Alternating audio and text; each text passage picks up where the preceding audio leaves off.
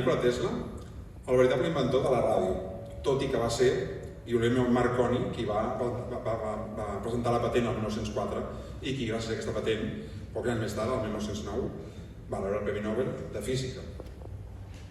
S'han escrit rius de tinta per mirar de saber qui va ser l'autèntic inventor de la ràdio, però difícilment podem trobar un pare pel podcast, perquè el podcast sempre ha estat allà, esperant a ser reconegut. Ha sabut trobar el seu moment, el seu format, el seu codi, el seu registre, la seva personalitat, i de cop ha explotat, i a tot arreu hi ha podcast. La ràdio ha donat pas a un món nou que va molt més enllà de la música, la tertúlia o l'entrevista.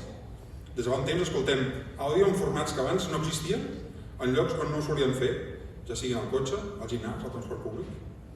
Per això va ser molt fàcil fer un acord amb Catalunya Ràdio, que ha estat a l'avantguarda, a l'avançada de la implantació del podcast en català, gràcies a l'empenta decidida i valenta de gent com el seu director, el seu Gordillo, avui aquí nosaltres, el seu cap de continguts, Santi Faro, també aquí, o el director en funcions, en Jordi Borda, també aquí. I per això, per aquest mateix motiu, també va ser fàcil fer un acord amb Tram, l'empresa de mobilitat més jove i amb una visió clarament urbana que encaixa de ple amb el target que escolta podcast. Aquí a casa nostra, la consideració d'aquest nou format arriba en un moment de canvis socials, polítics, culturals i sobretot lingüístics. El govern en ple ha decidit que aquesta és la legislatura del català, que sembla que ha quedat una mica oblidada els darrers anys en el procés. I s'estan fent coses tan fantàstiques com el projecte AIN, impulsat pel Departament de Polítiques Digitals i Administració Pública, o el Pacte Nacional per la Llengua que lidera la Secretaria de Política Lingüística. També és la Corporació Catalana de Mitjans Audiovisuals, ens arriben bones vibracions i l'esperança d'un aterratge al món digital que ha de servir per tornar a posar en valor el català, sobretot entre el públic més jove, que és per on passa el futur de la llengua.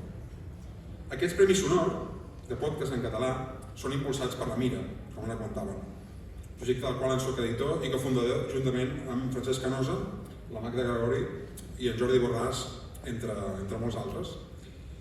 I vam decidir fer aquests premis amb la ferma voluntat d'incentivar la creació de continguts d'àudio en català, veient que ningú estava liderant un espai que no volíem deixar escapar, com tants altres espais s'han escapat sovint a la llengua. Però el procés ha estat ple de les notícies.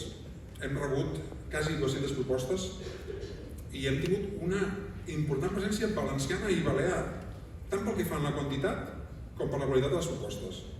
Fet que ens demostra que el català és una llengua d'ús real i que es fa servir de Salses a Guardamar, de Fraga a Maó, però també gràcies a internet a qualsevol lloc del món.